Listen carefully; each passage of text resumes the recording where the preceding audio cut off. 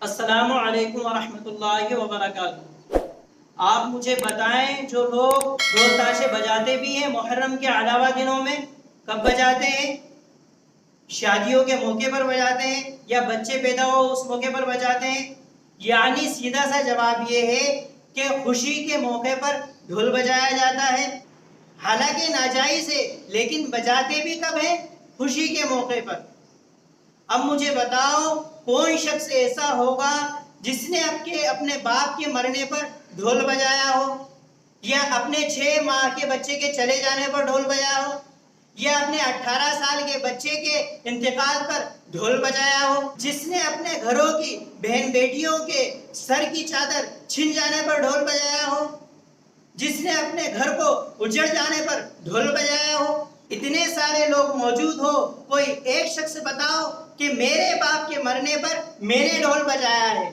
اگر ایسا کر سکتے ہو، محرم پر ڈھول بجاؤ، ہم نہیں روکیں گے، لیکن شرط یہ ہے کہ اپنے باپ کے مرنے پر بھی ڈھول بجانا ہوگا، اپنی اولاد کے مرنے پر بھی ڈھول بجانا پڑے گا، اپنے 6 ماہ کے اور چھوٹے چھوٹے بچوں کے دنیا سے چلے جانے پر بھی ڈھول بجانا پڑے گا۔ اگر کہ کر سکتے ہو تو محرم پہ ڈھول بجاؤ، ہم نہیں روکیں گے۔ آپ اپنے آپ کو حسینی کہتے ہو، امام حسین کے جانے کا آپ کو غم تکلیف ہے یا خوشی ہے؟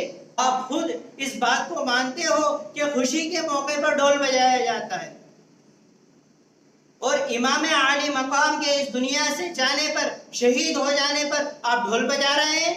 یہ کیسی محبت ہے امام حسین رضی اللہ عنہ سے؟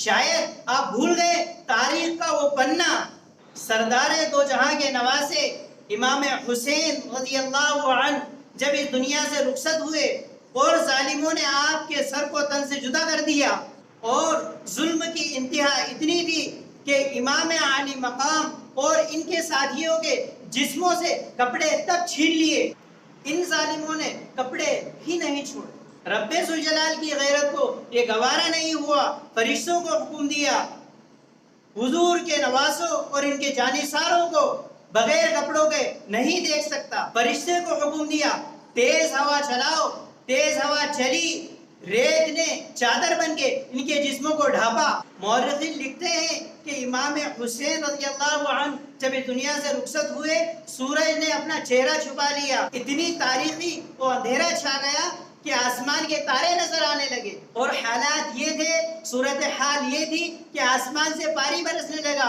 مورخ لکھتے ہیں کہ دنیا اسے بارش کہتی ہوگی، میرے حساب سے تو یہ آسمان رو رہا ہوگا۔ اور ایک مورخ نے تو یہاں تک لکھا ہے کہ جو بارش ہوئی تھی وہ پانی کی نہیں تھی، سرخ پانی کی تھی۔